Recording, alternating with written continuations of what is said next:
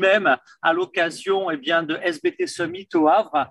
J'ai le grand plaisir d'accueillir Silvio Dacia. Bonjour Silvio. Bonjour. Silvio, vous êtes un architecte reconnu et vous êtes un architecte, c'est rare, qui avait une vision, alors non seulement de la Smart City, je envie de dire, espérons qu'un architecte, ce n'est pas le cas de nombreux, mais en tout cas c'est votre cas, vous avez une vision, mais vous avez un projet qui est particulièrement intéressant, qui a été présenté en intro de cette édition 2021 de l'événement de la SBA. C'est un bâtiment totem qui incarne vraiment l'innovation. Présentez-nous ce projet. Tout à fait. Ce qui m'a toujours frappé, c'est qu'aujourd'hui, on identifie les numériques et l'univers du smart simplement avec les logos du cloud.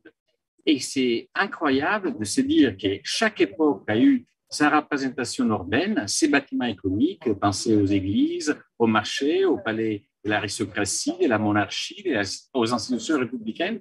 Et au contraire, aujourd'hui, les numériques n'ont pas de visage. Et les data centers sont cachés dans la nature, personne ne sait où ils sont. Je me suis occupé de faire des grands data centers, donc je sais qu'est-ce que ça veut dire. Et je me suis dit, il faut qu'on donne une contribution nouvelle, humaniste et européenne au débat, en disant, positionnons les data centers dans les villes, des mini-data centers.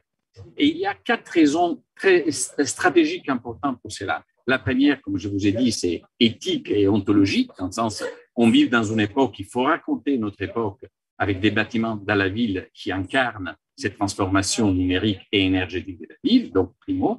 Deuxième, la bande passante est saturée, donc l'augmentation du trafic Internet, des connexions, des applications nécessite de créer des fonctions edge qui existent déjà, mais qu'il faut glisser dans la ville. Donc le edge doit être l'occasion de construire des mini-data centers dans les villes pour pouvoir faciliter le traitement local et la gestion locale de certaines données. Troisième, c'est l'importance énergétique. Ce qu'on oublie, c'est que la consommation énergétique des data centers est énorme et on n'en parle pas assez. Le fait de pouvoir le mettre au centre de la ville, ça nous permet de récupérer l'énergie fatale, de faire des transferts d'énergie, de croiser et mutualiser les sources d'énergie et donc de rendre vertueux ce qui aujourd'hui, hélas, ne l'est pas encore. Donc ça, c'est le troisième. Et le quatrième enjeu, c'est un enjeu politique. Politique de décentralisation des territoires, de récupération du gap numérique qui aujourd'hui existe. Et vous savez bien, avec les Covid, qu'il y a eu des territoires qui étaient favorisés par une bonne connexion et d'autres pas.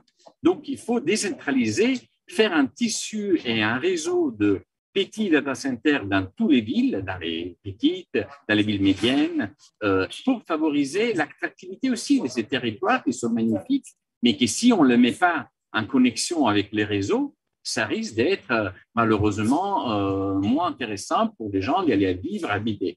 Donc, il y a des enjeux multiples et je pense que les mini-data centers dans les villes représentent une piste de solutions possibles à développer. Eh bien, merci pour ce tour d'horizon absolument convaincant. On est assez fan de ce projet. Alors, une ville, un partenaire, un bailleur veut aller plus loin sur ce projet. Comment on vous contacte et voilà, où est-ce que vous en êtes par rapport au déploiement du projet? Alors, le déploiement du projet, on est en train d'imaginer l'architecture juridique de développement et c'est plutôt une délégation de services publics. On pense de créer un consortium avec des industriels partenaires avec lesquels on travaille, pour aller proposer aux villes la possibilité de créer cette structure au service de la collectivité. Il faut se dire que c'est des bâtiments publics. Il faut que le numérique devienne du domaine de la collectivité pour assurer la souveraineté de la gestion locale des données et que ça reste chez nous et ça n'est pas en Chine, aux États-Unis. Et tous nos données, ils seront traités localement, gérés localement, avec un accès local, protégé, sécurisé, géré par la collectivité. Eh bien, écoutez, merci beaucoup. Silvio Dacia, donc architecte, inspirant, inspiré. Revenez quand vous voulez sur le plateau du village francophone. Merci beaucoup. Merci. Au revoir.